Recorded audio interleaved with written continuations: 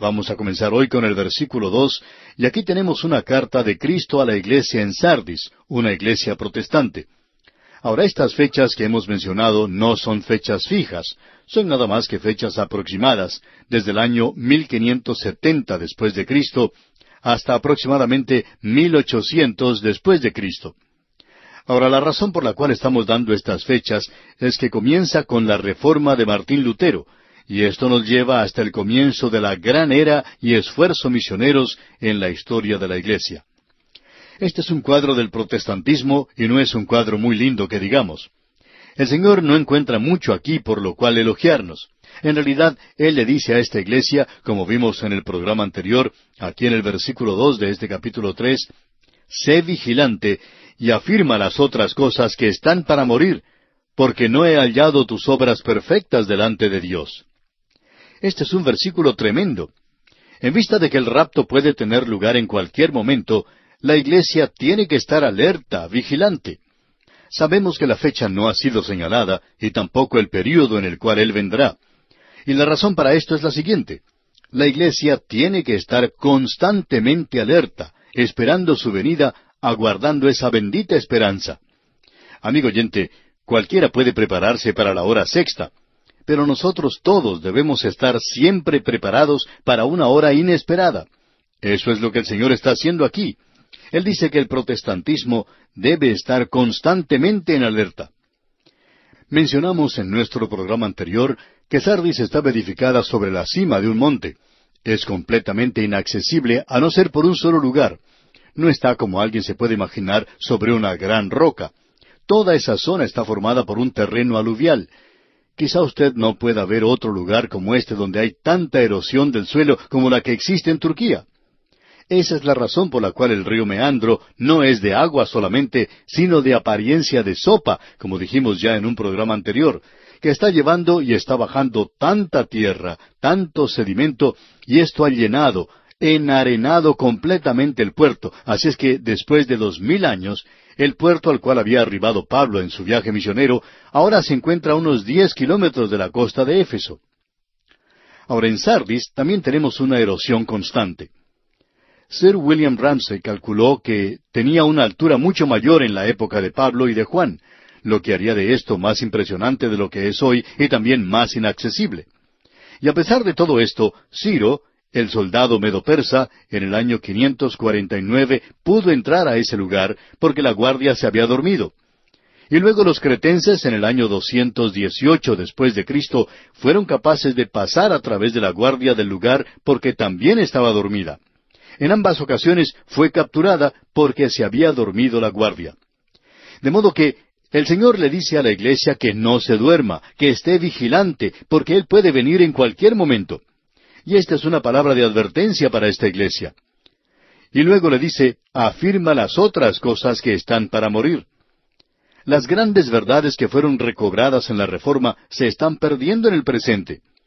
Por ejemplo, la autoridad de la palabra de Dios. En su gran mayoría, la iglesia protestante ha perdido eso. Y la doctrina de la depravación total del hombre, la mayoría de las iglesias, incluyendo muchas de tendencia conservadora, están mejorando y utilizando cosméticos en la naturaleza carnal del hombre, pensando que de una forma u otra uno puede presentar algunas normas y reglas y que uno va a poder vivir la vida cristiana.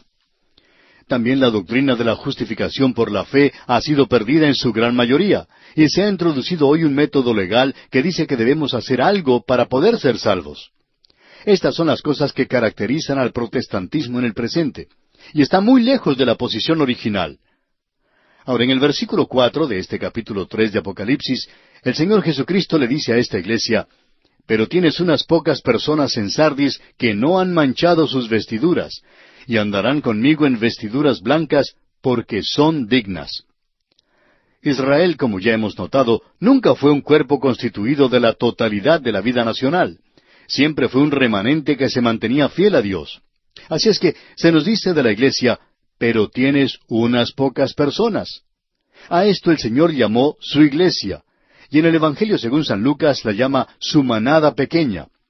El protestantismo del presente tiene aquellos santos que aman la palabra, que son fieles al Señor, aun en estos días, y ellos se mantienen firmes por la palabra de Dios. No se ocupan de actividades indignas y tampoco se entregan a actividades carnales. Podemos mencionar algunos nombres del pasado. El protestantismo ha tenido grandes hombres, y por cierto que vamos a dejar de lado a muchos, pero podemos señalar aquí a los líderes de la Reforma. Martín Lutero y Juan Calvino se destacan, sobresalen de todos los demás. También tenemos a Juan Knox, ese gran hombre de Dios proveniente de Escocia. Luego tenemos a Juan Bunyan, ese gran bautista que escribió ese libro, El progreso del peregrino, que fue un relato de su propia vida, porque Dios le salvó a él de manera maravillosa. Y luego tenemos a Juan Wesley, que fue el fundador de la Iglesia Metodista, y cómo Dios le salvó de una manera maravillosa y le utilizó de tal manera que los historiadores le adjudican haber salvado a Inglaterra de una revolución como la que destruyó a Francia, impidiéndole que llegara a ser una nación de primera clase otra vez. Y Wesley ha sido llamado el inglés más grande de todos. Él, por cierto, que hizo por su país algo que ningún otro inglés ha podido hacer. Luego tenemos a otro escocés, Juan Moffat, quien fue al África después de que David Livingstone llegara a su país. Guillermo Cary fue a la India. A éste le siguió un hombre joven, enfermizo, llamado Martín. El protestantismo ha tenido hombres que no se mancharon a sí mismos y fueron fieles a la palabra de Dios. Y creemos que hay muchos en el día de hoy que no nos atrevemos a comenzar a nombrarlos porque sabemos que cuando uno comienza a hacer algo así, siempre deja a uno que otro de lado o por fuera y no queremos hacer eso. Por tanto, no vamos a mencionar a ninguno de los que están vivos hoy. Pero, amigo oyente, el protestantismo ha tenido grandes hombres de Dios. Ahora, el romanismo, como pudimos apreciar, hizo lo mismo, aún durante la edad de las tinieblas. Pero eso no quiere decir que el Señor elogia el sistema. Personalmente, opinamos que el sistema del romanismo y el sistema del protestantismo, revelado en las grandes denominaciones, se han apartado de la fe, y para nosotros son las organizaciones que eventualmente traerán la iglesia apóstata, porque se han apartado de las grandes doctrinas de la fe cristiana. Luego él menciona algo más en el versículo 5, y ese es un pasaje muy difícil de las Escrituras, porque nos dice, «El que venciere será vestido de vestiduras blancas, y no borraré su nombre del libro de la vida, y confesaré su nombre delante de mi Padre y delante de sus ángeles». El vencedor, por supuesto, es aquel que triunfa por la sangre de Cristo. Nunca lo hace a causa de su propia fuerza o a causa de su propia inteligencia y habilidad. Luego dice lo siguiente, y esto causa el problema. «Y no borraré su nombre del libro de la vida, y confesaré su nombre delante de mi Padre y delante de sus ángeles». En cuanto al libro de la vida, debemos decir que ya hemos considerado esto con anterioridad. Obviamente existe este libro, 2 libros. El libro de la generación de Adán, como se nos dice allá en Génesis capítulo 5, versículo 1. Todos nos encontramos en este libro, es el libro de la muerte. Luego tenemos el libro de la generación de Jesucristo, en el Evangelio según San Mateo, capítulo 1, versículo 1. Ese libro de la generación es una expresión un poco fuera de lo común. Solamente ocurre en relación con Adán y en relación con Cristo. Y el libro de la generación de Jesucristo es el libro de la vida. Y creemos que uno llega a ser incluido en este libro por medio de la fe en Cristo. Ahora esto hace que nos preguntemos, ¿es posible que uno esté incluido en el libro de la vida y que luego sea borrado? ¿Pierde uno la salvación? Bueno, amigo oyente, si eso es cierto, entonces el Señor Jesucristo nunca debió haber dicho que Él les da a ellos vida eterna y que no perecerán jamás. Y una y otra vez tenemos la seguridad de nuestra salvación. ¿Qué es lo que quiere decir entonces? Bueno, permítanos leer una porción de una declaración que hizo el doctor Juan Waldrich en un libro sobre el Apocalipsis. Es una explicación muy buena. Él dice, algunos han indicado que no hay una declaración explícita aquí de que cualquiera puede tener un nombre borrado, sino en su lugar se tiene la promesa de que su nombre no será borrado, a causa de su fe en Cristo. Esta implicación, sin embargo, es de que tal es una posibilidad. Basándose en eso, algunos han considerado esto no como una lista de aquellos que son salvos, sino como una lista de aquellos por los cuales Cristo murió, es decir, toda la humanidad que ha poseído vida física. Cuando estos llegan a la madurez, se enfrentan con la responsabilidad de aceptar o rechazar a Cristo. entonces sus nombres son borrados si ellos no llegan a recibir a Cristo como su Salvador. Mientras que aquellos que así aceptan a Cristo como su Salvador son confirmados en su posición en el libro de la vida, y sus nombres son confesados ante el Padre y los ángeles celestiales. Hasta aquí la declaración del Dr. Waldrich. Ahora pensamos que esta es una interpretación muy buena y bien fundada. Existen otros puntos de vista de que en Apocalipsis se le da mucha importancia a este libro. Hay 6 referencias más a este libro de la vida. Hablaremos de esto cuando lleguemos a ellos, especialmente a la última, que se menciona ya en el capítulo 22. Algunos han identificado a estos 2 libros en Apocalipsis como el libro de la profesión y el libro de la realidad. Ellos mantienen que los nombres son borrados del libro de la profesión, pero no del libro de la realidad. Otros, por su parte, han sugerido que todos los nombres son colocados en el libro de la vida al principio, pero que algunos son quitados. La falta de decisión o el rechazo de Cristo de parte de una persona causa que su nombre sea quitado en el momento de su muerte. Estos 2 puntos de vista presentan objeciones serias, al mismo tiempo que tienen buenos puntos que los elogian. Así es que lo vamos a dejar aquí. Estamos seguros de que el pensamiento completo aquí es sencillamente este, de que es sorprendente de que cualquiera en Sardis llegara a ser salvo, pero había algunos de los cuales él dice que sus nombres no van a ser borrados del libro de la vida. Él no dijo que cualquiera había sido borrado. Aún en Sardis, donde ellos pensaban que no iban a ser salvos, algunos lo serían. Es como esa historia que contamos en cierta ocasión de una persona que va al cielo, y cuando llegó allí se sorprendió de ver a otros en ese lugar, pero lo que realmente le sacudió a él fue que nadie esperaba que él estuviera en el cielo. Bueno, amigo oyente, lo importante es que nuestro nombre esté escrito en el libro de la vida del Cordero. Y no creemos que después que usted haya sido salvo, pueda llegar a perder la salvación otra vez. Ahora el versículo 6 de este capítulo 3 de Apocalipsis dice, «El que tiene oído, oiga lo que el Espíritu dice a las iglesias». Nuevamente debemos decir que este oído es aquel que ha sido untado o ungido, y es el que necesita oír la voz del Espíritu enseñando a través de la palabra de Dios el mensaje de Cristo a través de su iglesia hoy. Y llegamos ahora a la carta de Cristo a la iglesia de Filadelfia. Y esto es lo que nosotros llamamos la iglesia revivida.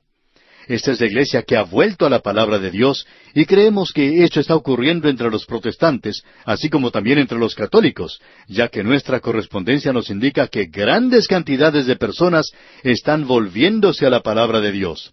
Hay un movimiento en esa dirección. Nuestra correspondencia nos indica que en todas partes del mundo hay gente que están deseando escuchar la palabra de Dios y tiene hambre por ella. Esta es la iglesia en Filadelfia. Ahora debemos decir algo en cuanto a esta iglesia. La ciudad era una ciudad pequeña, todavía existe en el presente, una pequeña ciudad turca, podríamos decir, bastante próspera. Se encuentra en el interior, quizá tan adentro en el país como cualquier iglesia de que sepamos, con la excepción de Laodicea y Colosas. Colosas es probablemente la que está más al interior, más adentro de todas. Pero como dijimos, esta iglesia de Filadelfia se encuentra bien en el interior, y era como una colonia griega que se encontraba en esa área de Anatolia que los griegos, por supuesto, consideraban pagana. La palabra que los griegos utilizaban entonces era bárbaro en aquellos días. Ahora este lugar se encuentra a unos 200 o 250 kilómetros de la costa, por cierto, desde Izmir o Esmirna, o aún más lejos de esto desde Éfeso. Esta es una iglesia, junto con Esmirna, para la cual el Señor Jesucristo no tuvo ninguna palabra de condenación. ¿Por qué? Porque había vuelto a la palabra de Dios, y es interesante notar que las 2 iglesias a las cuales Él no condenó, hay algo que todavía existe, aunque la iglesia ya ha desaparecido.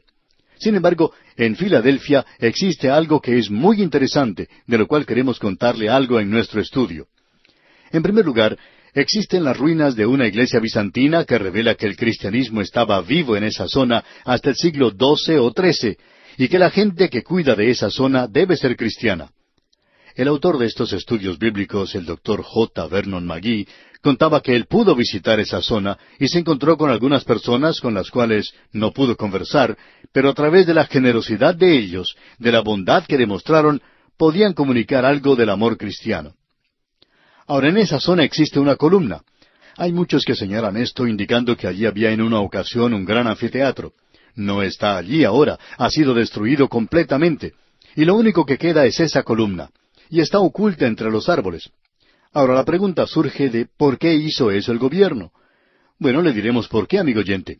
Porque allí habían dado muerte a todos los creyentes de Filadelfia, y ellos prefieren que usted y yo nos olvidemos de esto. Pero esa iglesia en el siglo XIII era una iglesia misionera y testificó por Cristo. Esa es la iglesia que honró la palabra de Dios.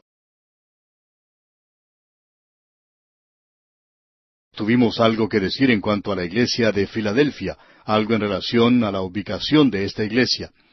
Se encuentra en un valle muy hermoso que está a bastante distancia de la costa.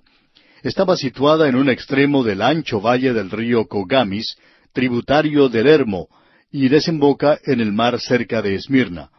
Es una zona muy hermosa y la ciudad está ubicada en uno de los valles más amplios. Construida contra la ladera de la montaña, ya que hay varias montañas en esa zona. La ciudad antigua existía en los días de Juan y probablemente en los días de Pablo y de los apóstoles. Tenía una gran acrópolis, un gran teatro, y la ciudad estaba construida al pie de la montaña. En el presente la ciudad se ha esparcido bastante y es una típica ciudad turca. Está en una zona muy propensa a los terremotos. Algunos han hecho la pregunta, ¿qué sucedió con la gran población que existía en esa zona? Bueno, abandonaron ese lugar primordialmente a causa de los terremotos y también, por supuesto, a causa de la guerra, cuando los grandes líderes paganos salieron del oriente, y hasta el momento en que los turcos llegaron a esta sección, fue el tiempo en que aquellos que quedaron vivos fueron asesinados.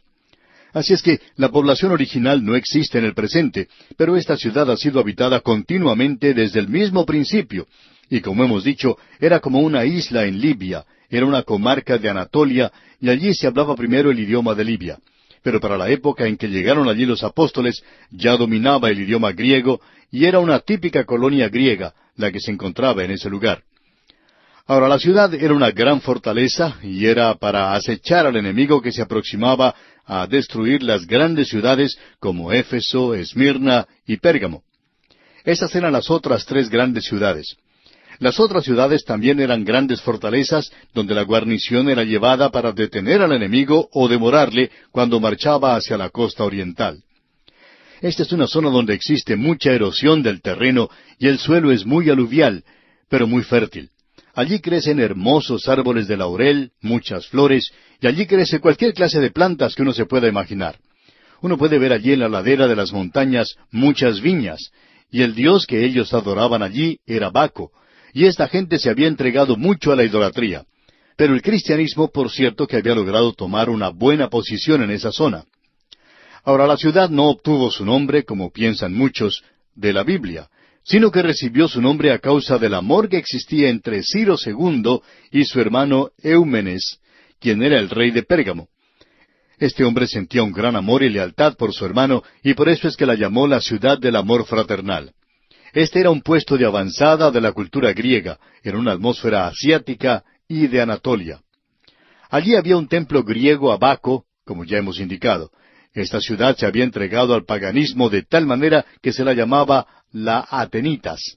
Y por cierto que era verdaderamente griega. Ahora, en el año 17 después de Cristo, la ciudad fue sacudida por un gran terremoto que la destruyó totalmente. Ese mismo terremoto destruyó completamente a Sardis y a muchas ciudades libias a través de esa zona. Tiberio el emperador designó $1,000,000 para la reconstrucción de esas ciudades, y ellas fueron construidas de nuevo. Este es el lugar donde los cristianos y los sarracenos lucharon durante las cruzadas, y también allí lucharon Turquía y Grecia en el año 1922, y parece que hay unos cuantos creyentes allí. No se dan a conocer, por supuesto, porque son perseguidos muy severamente, como ya hemos dicho anteriormente. Ahora, esta iglesia se encontraba en una zona muy estratégica para ser una iglesia misionera, porque eso es lo que es en realidad. A esta iglesia la hemos llamado la iglesia revivida, la iglesia que regresó a la palabra de Dios y comenzó a enseñar la palabra de Dios. Y eso representa, creemos nosotros, al protestantismo del presente. Comenzó, según creemos, en el siglo pasado y ha progresado desde entonces, de tal manera que la enseñanza de la Biblia no es algo nuevo de ninguna manera, sino que se convierte en algo realmente popular. Pensamos que hemos llegado en este programa de enseñanza bíblica a la cresta, digamos, de una ola de interés en la palabra de Dios. Es decir, que creemos que Dios ha levantado este programa para esta hora en particular.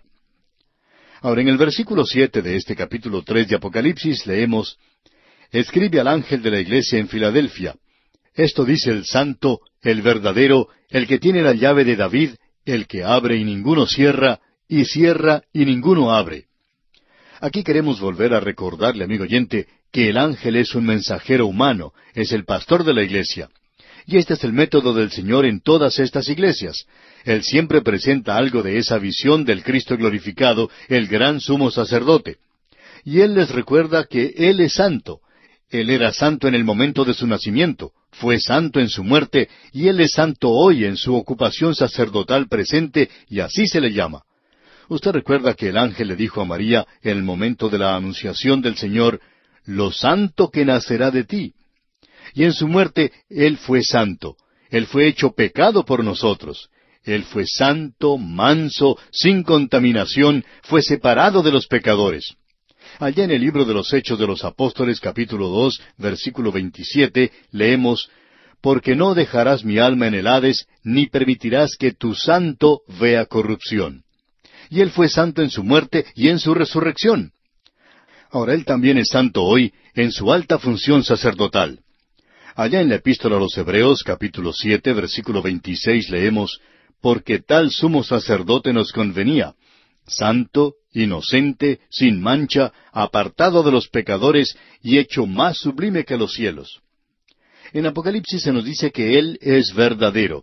Él es el camino, la verdad y la vida. Verdadero aquí significa genuino, una nota adicional de perfección y totalidad. Es decir, que Moisés no vio el pan verdadero. Cristo es el pan verdadero. El que tiene la llave de David. Esto es diferente de las llaves del Hades y de la muerte que vimos al principio. Esto nos habla de su derecho real como el gobernante de todo este universo. Que Él ocupará el trono de su padre David, y de su reino no habrá fin. Eso es lo que nos dice la palabra de Dios. Él se sentará en el trono de David en el milenio, pero hoy Él es el soberano. Él está sentado a la diestra del Padre, esperando hasta que sus enemigos sean hechos estrado de sus pies. Él es el que abre y ninguno cierra, y cierra y ninguno abre. Y a causa de eso, Él es consuelo para aquellos que confían en Él en el presente. Luego dice a esta iglesia aquí en el versículo 8 de este capítulo 3 de Apocalipsis: «Yo conozco tus obras.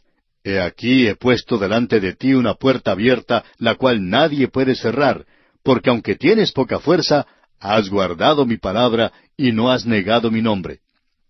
Este es el versículo que se ha tomado como tema de este programa a través de la Biblia. Comenzamos con él al principio y significa mucho para nosotros. Ahora, esta es la iglesia que se ha mantenido fiel a la palabra de Dios. Y esta iglesia no puede ser llamada una iglesia protestante, como tampoco puede ser llamada una iglesia romana o ninguna otra clase de iglesia. Es en el día de hoy todas estas iglesias a través de todo el mundo que aún se mantienen fieles a la palabra de Dios. Y usted puede notar lo que dice aquí: «Yo conozco tus obras». El Señor Jesucristo, amigo oyente, está buscando fruto. Él está buscando las obras en la vida de los creyentes. Nosotros hemos sido salvos por gracia, pero también hemos sido creados en Cristo Jesús para buenas obras, las cuales Dios preparó de antemano para que anduviésemos en ellas. Amigo oyente, hay algo que anda radicalmente mal con usted si usted no produce obras. Eso es lo que Santiago dice. Santiago, un hombre práctico que pasaba mucho tiempo de rodillas, pues era un gran hombre de oración, él fue quien dijo: «Muéstrame tu fe sin tus obras, y yo te mostraré mi fe por mis obras». Ahora, las obras no son obras de la ley, sino obras de la fe. La fe salvadora produce obras. Calvino dijo: «La fe sola salva, pero la fe que salva no está sola. Produce algo». El Señor le dice aquí a la iglesia de Filadelfia: «He aquí he puesto delante de ti una puerta abierta, la cual nadie puede cerrar». Esa podría ser una puerta al gozo del Señor o al conocimiento de las Escrituras. Personalmente opinamos que es una puerta al conocimiento de las Escrituras, lo que significa que si Él abre esa puerta, Él quiere que usted entre, amigo oyente, porque Él abrirá una puerta de la oportunidad para testificar y proclamar la palabra de Dios. Pensamos que las dos van juntas.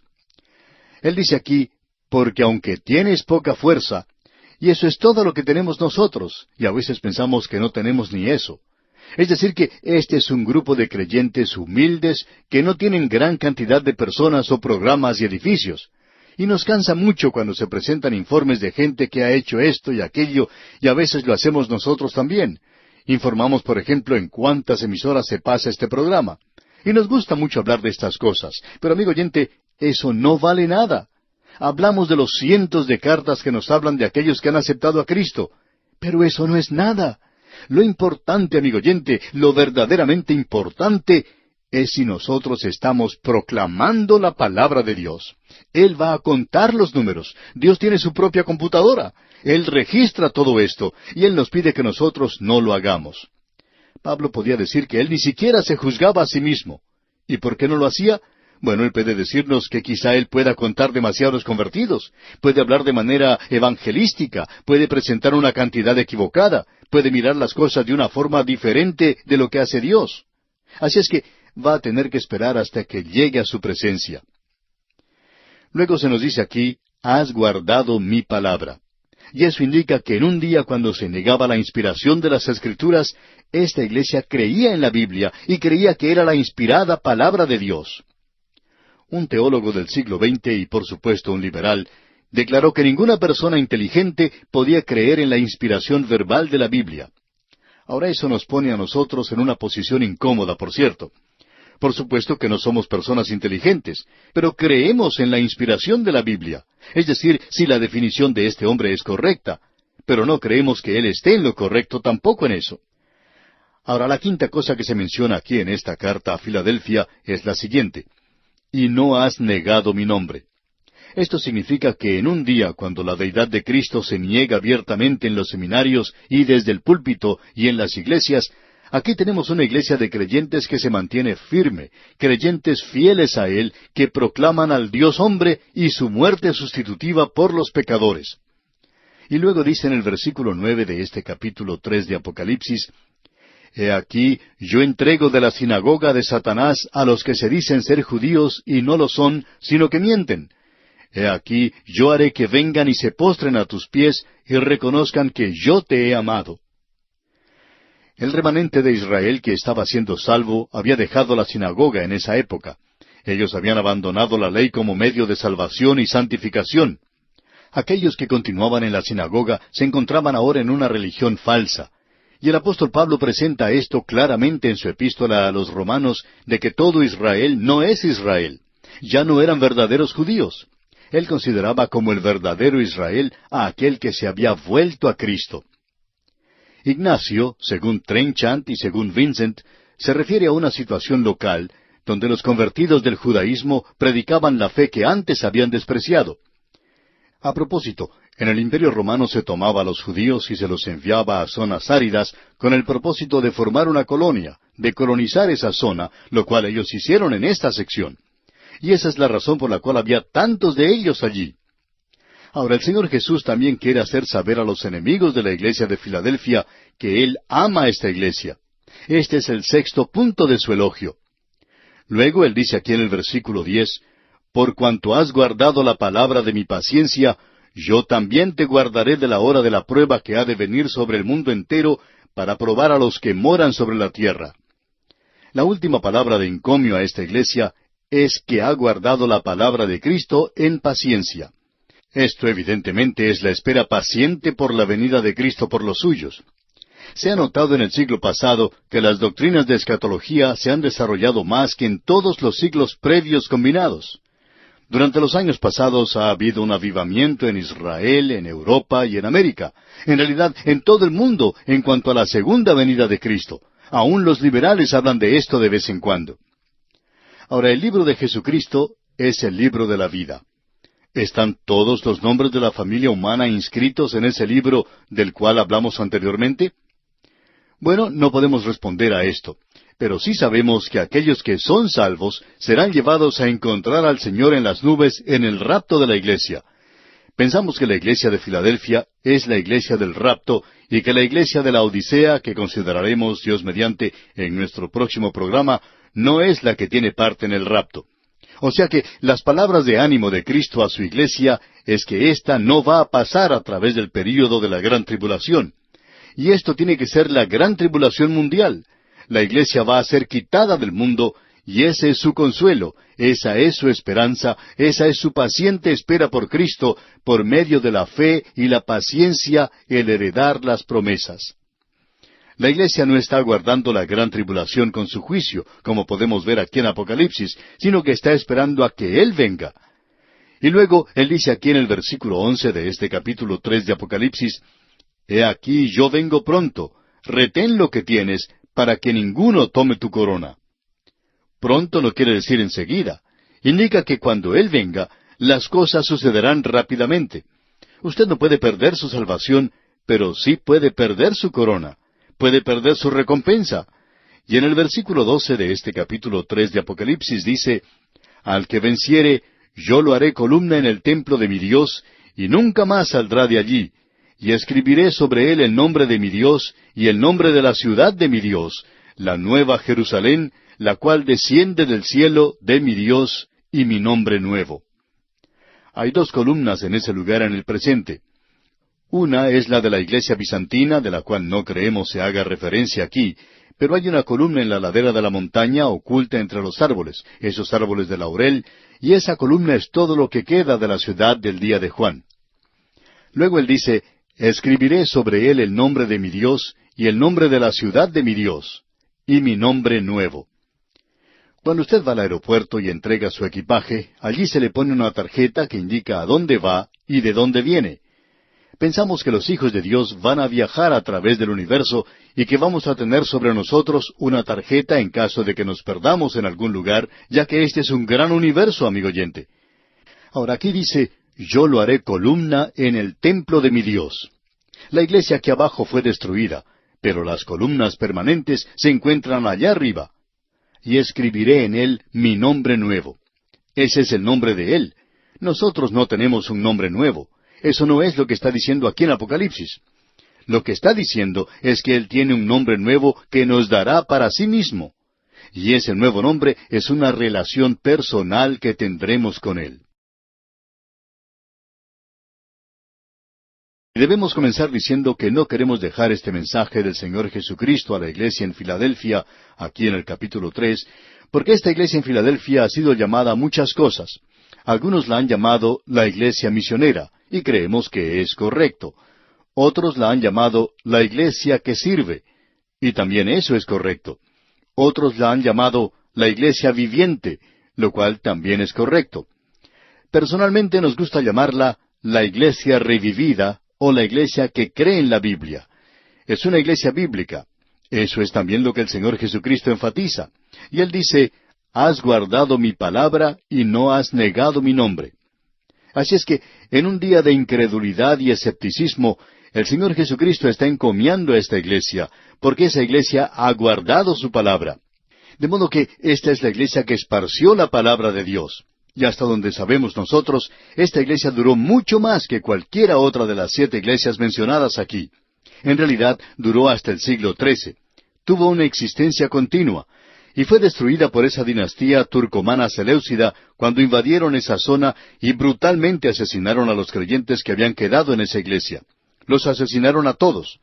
Esa iglesia envió también misioneros, y se cree que el hecho de que el cristianismo entró a la India en época temprana fue a causa de esta iglesia, la cual había enviado a sus misioneros. Y el Señor Jesucristo le dice a la iglesia de Filadelfia, en el versículo 10 de este capítulo 3 de Apocalipsis, «Por cuanto has guardado la palabra de mi paciencia, yo también te guardaré de la hora de la prueba que ha de venir sobre el mundo entero, para probar a los que moran sobre la tierra». Creemos que Dios está mostrando su paciencia para con el mundo que ha rechazado su palabra. No es como en los días de Noé. Ellos no tenían entonces la palabra escrita de Dios. Y aún así Dios les juzgó. Ellos tuvieron a un hombre que les trajo el mensaje. Pero ahora tenemos la palabra de Dios, y hay una Biblia que los Gedeones internacionales han colocado en prácticamente cada habitación de todo hotel del mundo. Cuando usted viaja, Puede verlo en los hoteles y moteles, no solo de nuestras naciones, sino también a través de Europa, en África y en Asia. Y uno puede ver que la palabra de Dios está penetrando a esta zona. Esta pues es la iglesia que creyó en la palabra de Dios. Y es por eso que podemos leer aquí en el versículo 10 del capítulo 3 de Apocalipsis: por cuanto has guardado la palabra de mi paciencia, yo también te guardaré de la hora de la prueba que ha de venir sobre el mundo entero, para probar a los que moran sobre la tierra. Este es categóricamente el período de la gran tribulación, porque comenzando con el capítulo 4 de Apocalipsis, después de que las introducciones se han señalado en los capítulos 4 y 5, comenzando con el 6 hasta el 19, tenemos el período de la gran tribulación, este período que él dice viene sobre el mundo entero para probar a los que moran sobre la tierra. Ahora el Señor Jesús dice: yo también te guardaré de la hora de la prueba que ha de venir sobre el mundo entero. No sólo de ese terrible holocausto que viene sobre esta tierra, ese período de juicio, sino también de ese período de la hora de tentación y de prueba. Así es que, según nuestro juicio, esto aquí indica una liberación completa cuando dice: te guardaré de la hora de la prueba. De esa hora de prueba que viene sobre la tierra, Él guardará a esta iglesia. Así es que, de ningún modo uno podría decir que esta iglesia está pasando a través del período de la gran tribulación. Creemos que la iglesia de Filadelfia continúa hasta el rapto de la iglesia. Esta es la iglesia que saldrá cuando ocurre el rapto.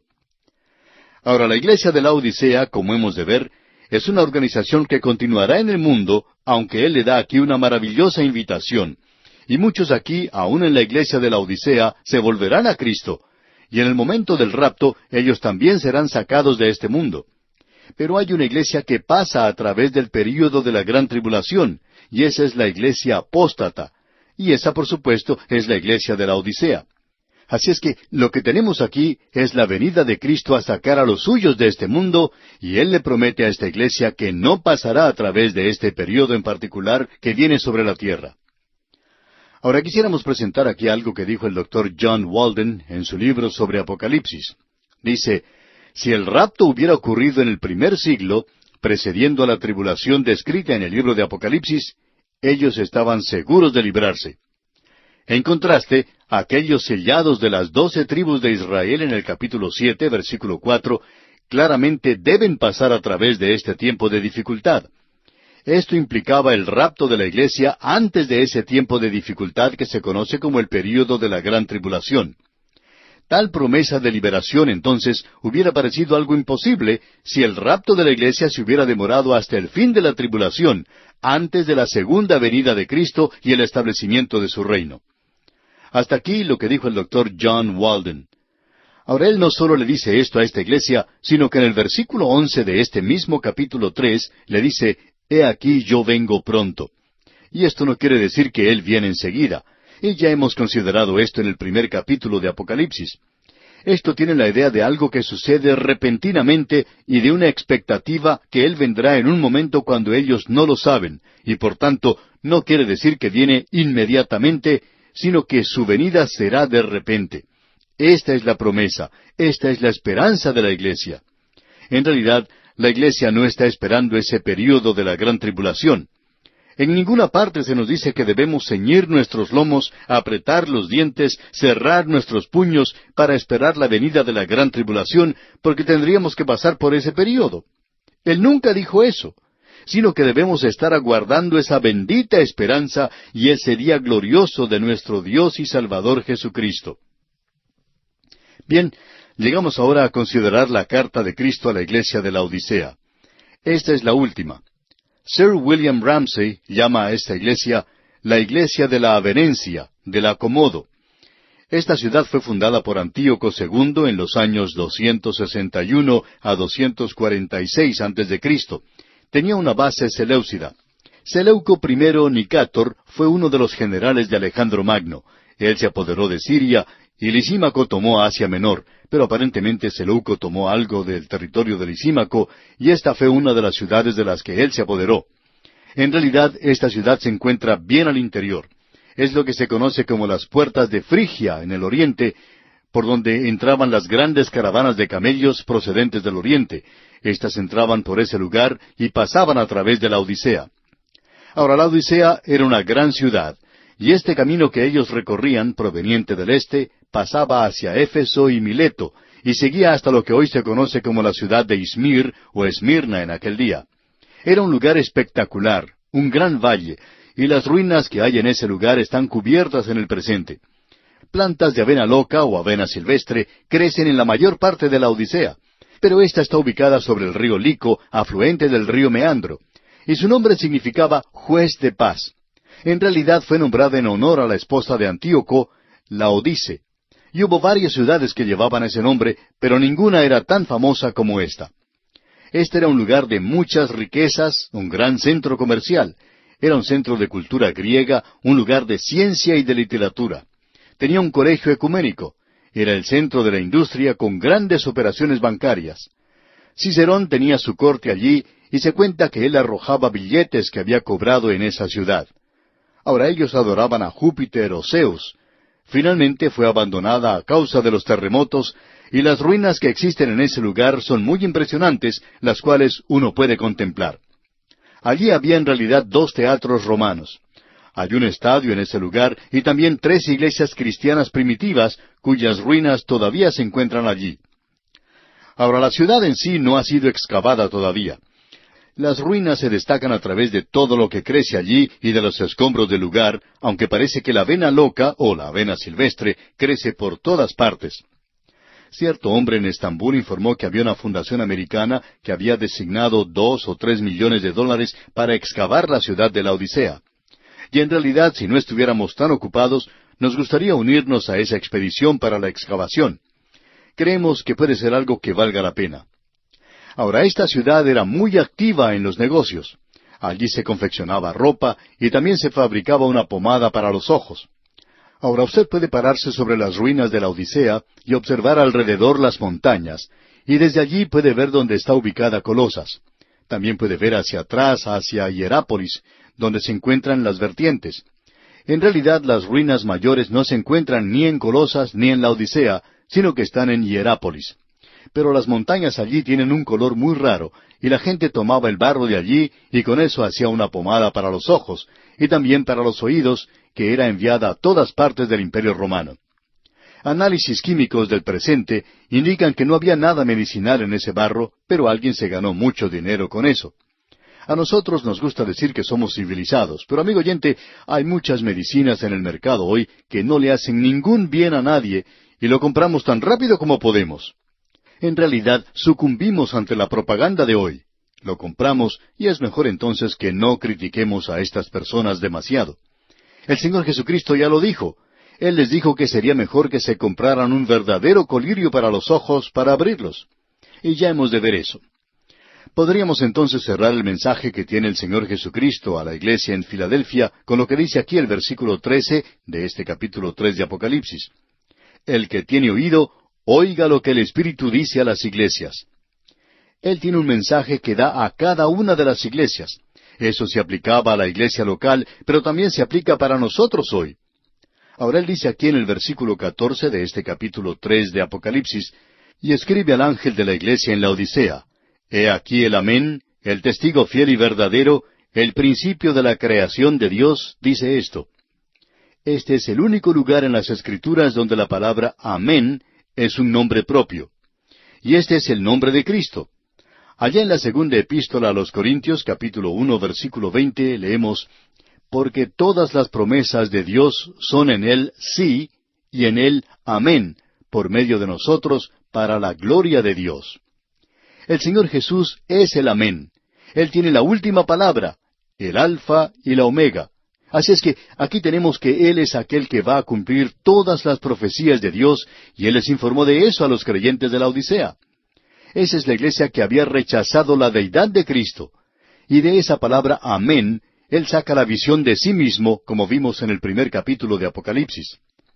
Ahora Él dice aquí que Él es el testigo fiel y verdadero. Esto revela que solamente el Señor Jesucristo es quien puede revelar todo y contarlo todo. En este día, cuando es tan difícil oír la verdad, ya que por cierto no la recibimos por los medios informativos, y tampoco la recibimos de parte de muchos gobiernos, Y uno descubre que hasta las mismas universidades son lugares donde se llevan a cabo lavados cerebrales y los militares hacen prácticamente lo mismo. ¿A quién puede creerle uno? Bueno, a aquel que es el testigo fiel y verdadero, aun en los días de apostasía, porque uno no puede creer a la iglesia en muchos casos. La iglesia liberal no tiene ningún mensaje para esta hora. Luego, a él se le llama el principio de la creación de Dios. Y esto indica que Él es el Creador. Y en este día se ha aceptado ese mito de la evolución. La hipótesis evolucionista es aquello que la gente ha aceptado. Cierto profesor universitario sostenía que él había aceptado la hipótesis de la evolución, y él decía que quería tener informes concretos, que quería ciencia. Y la verdad es que no hay sino dos explicaciones para el origen de este universo en el cual vivimos. Una es especulación, porque nadie estuvo allí para verlo. Nadie pudo salir con una respuesta apropiada. La otra es la revelación, es lo que la palabra de Dios dice. Y la diferencia entre este hombre, este profesor y nosotros, es que él acepta la especulación, mientras que nosotros aceptamos la revelación.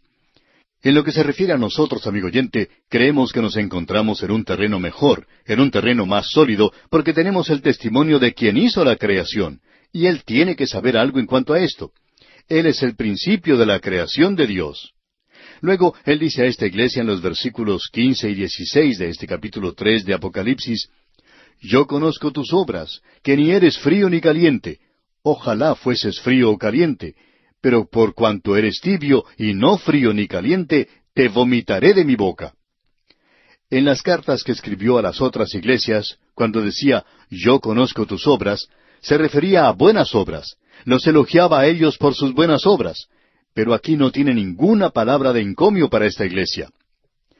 Ahora permítanos decir algo, amigo oyente, porque estamos llegando al fin de este período en particular, y queremos hablar en cuanto a este asunto de ser tibio, de no ser ni frío ni caliente, pero esta es la posición de la iglesia en el presente. Desafortunadamente, es la condición de muchas así llamadas iglesias fundamentales, conservadoras el día de hoy. Gracias a Dios que no hay muchas que entren en esa clasificación.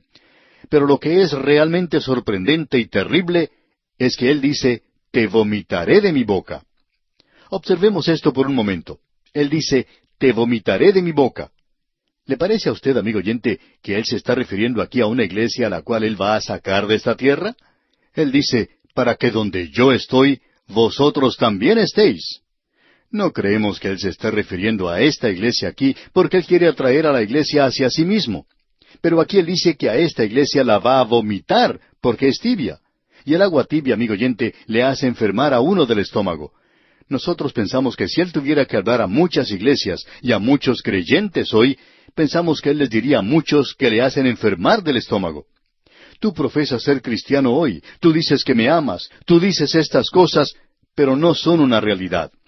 Este es un mensaje, amigo oyente, que debe hacernos analizar nuestro propio corazón, porque estamos viviendo en una hora similar a la que vivía la iglesia de la Odisea, y también la iglesia de Filadelfia. Ambas están lado a lado, y existe una gran separación en la cristiandad del día de hoy.